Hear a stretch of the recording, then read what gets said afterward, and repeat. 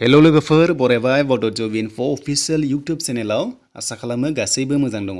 दा लोगोफोर आं नोंथांमोना आसाम गभर्नमेन्टनि फाइनान्शियेल एसिस्टेन्सनि सायाव मोननैसो आपडेट लाना फैदों जेराव राङा खायसे हाबबाय आरो खायसे हाबाखै। दा बबे हाबखो आरो बबे हाबाखै नोंथांमोननो गासैबो फारि फारि दिन्थिगोन। दा नोंथांमोनाथ' एप्लाइ खालामदोंमोन अरुंधति गोल्ड स्किम बेनिफ्राय WPT&BC नि जाय ग्रेजुवेट आनएमप्लयडमोन स' नोंथांमोना गुवाहाटियाव थांनानै फर्म साबमिट खालामदोंमोन। आरो दिनैसिम गोबां कमेन्ट्स खालामदों जे बेनि माबाफोर आपडेट दं नामा बा राङा मोनगोन ना मोनला। दा बेनिखायनो लोगोफोर नोंथांमोननो मोनसे बाथ्रा होदोंमोन जे जेब्ला बाजेट जागोन अब्ला राङा मोननायनि लामायाव थागोन होननानै, नाथाय दायो मोनसे हाबग्रोबाय आरो जाय हाबग्रोदों बेखौ जोङो फारि फारि नायगोन।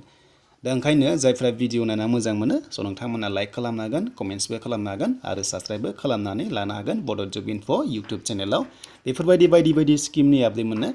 दा गोबाव खालामा जों थांसै अफिशियेल साइटआव। दायो जों फैबा अफिशियेल साइटआव arundhati.nic.in जेराव कर्ट मेरिज जायोब्ला नोंथांमोना मोनो 40,000 आरो बिनि राङा हाबदोंना हाबाखै थ' नोंथांमोना कमेन्ट्स खालामदोंमोन। दा बिनि 40,000 राङा हाबबाय दाखालि सेटारडेआव। स' नोंथांमोना जायफोरा अरुंधति गोल्ड स्किमाव एप्लाइ खालामदोंमोन 40,000 राङा हाबनाय जाबाय। दा बेखायनो बयबो चेक खालामदो जाय एप्लाइ खालामदोंमोन स' नोंथांमोननि बैसोआ मिनिमाम 18 इयार्स हिन्जावफोरा आरो हौवाफोरा 21। बे नङा जे 18-21 जाथारनांगौ बे नङा, गाहायसिनासो 18 इयार्स बेनिफ्राय गोजौसिना 21 इयार्स हौवाफोरा आरो लोगोसे फरायनाया 10 पास सानैबो 10 पास जाथारनांगोन कर्ट मेरिज जायोब्ला। थ' लोगोफोर नोंथांमोना मिसआन्डारस्टेन्ड जानाङा, कर्ट मेरिजखौ बयबो जानो हायो नाथाय नैबे अरुंधति गोल्ड स्किमनि थाखायसो 10 पास जाथारनांगोन आरो हिन्जावफोरनि गाहायसिन बैसोआ 18 इयार्स आरो गोजौसिना जाबाय जोंहा लिमिट गैया, नाथाय हौवाफोरा गाहायसिना नोंथांमोननिया 21 इयार्स जानांगोन होमबासो कर्ट मेरिजखौ नैबे स्किमनि थाखाय नोंथांमोना एप्लाइ खालामनो हागोन आरो। बाट नोंथांमोना कर्ट मेरिजखौ जानो हायै बैसोनि खोथा दङ, बाट नोंथांमोना बेखौ मिथिखागौ, आं बेखौ बुंबाय थाला।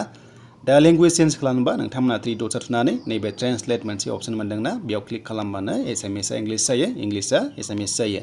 दा इंलिशनि जासिगोन नोंथांमोना नैबेबायदि फैनानै बेयाव नायनो हागोन आरो लोगोसे नोंथांमोना स्टेटासखौबो नायनो हागोन जे नोङो कर्ट मेरिजखौ एप्लाइ खालामदोंमोनबा एबा नोंथांमोना अरुंधति गोल्ड स्किमाव एप्लाइ खालामदोंमोनबा थ' स्टेटास नायनांगौ आरो स्टेटासाव मा जादों, पेन्डिं जादोंना ट्रान्सफार जाबाय फैसाया, थ' बेखौ नोंथांमोना नायनो हायो। थ' बे खामानिखौ नोंथांमोना मावना ला, मनिटरिं खालामना नायनो हागोन बा स्टेटासखौ नोंथांमोना नायनो हायो। स' नोंथांमोना रोंखागोन जानांगौ आरो सिगांनि भिडिअ दङ नैबे स्टेटास मोनसे अप्शन मोनदों, बे स्टेटासाव क्लिक खालामनाय लोगो लोगोनो जोङो बे क्लिक खालामदो स्टेटासाव आरो बेयाव क्लिक खालामनाय लोगो लोगो ट्रेक खालामनानै नायदो जे नोंनि एप्लिकेसन नाम्बारखौ होदो, स्किमाव एप्लाइ खालामनो आइडि मोनो, बेनिफ्राय रेजिस्टार थानाय मबाइल नाम्बारखौ होदो, बेनिफ्राय एन्टार केप्साखौ जेरै दं नोंथांमोना नाम्बारखौ होनानै साबमिट खालाम। थ' साबमिट खालामनाय लोगो लोगोनो नोंनि राङा बबेसिम मोनफैखो बेखौ नायनो हायो। स' लोगोफोर राङा हाबबाय, थ' राङा 40,000 हाबबाय सेटारडेआव, दाखालि थांनाय सेटारडेआव 40,000 रां हाबबाय। नोंथांमोना जायफ्रा मोनदों कमेन्ट्स खालामदो, सिगाङाव जायफ्रा सोंबाय थादोंमोन।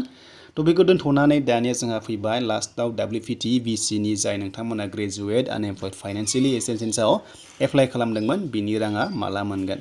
दा बेखायनो जोङो WPT&BC आव फैबाय आरो बेयाव फैनाय लोगो लोगो जोंहा दासिमबो लेटेस्ट आपडेटखौ मोनाखै जे बे राङा STPफोरा मानो दासिमबो मोनाखै, गोबां सोंलु जागासिनो दङ नाथाय दासिमबो गैया।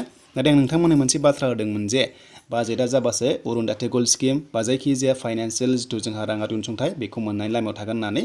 दा फाइनालि अरुंधति गोल्ड स्किमा हाबबाय जेब्ला 40,000 अब्ला नैबे ग्रेजुवेटनि जाय नोंथांमोना एप्लाइ खालामदोंमोन बेबो मोननायनि चान्सआ थागोन।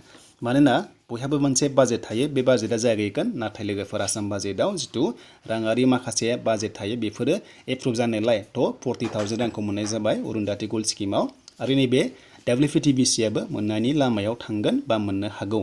दा लोगोफोर जायखिजाया लेटेस्ट आपडेट मोनोबा स' नोंथांमोनजों शेयार खालामगोन। बेखिनियानोसैमोन दिनैनि आपडेटआ माखासे स्किमनि बागै। थ' नोंथांमोना भिडिअ नायनानै मोजां मोनोबा लाइक, कमेन्ट एन्ड शेयार खालामनो हागोन बड' जब इनफो इउट्यूब चेनेलाव।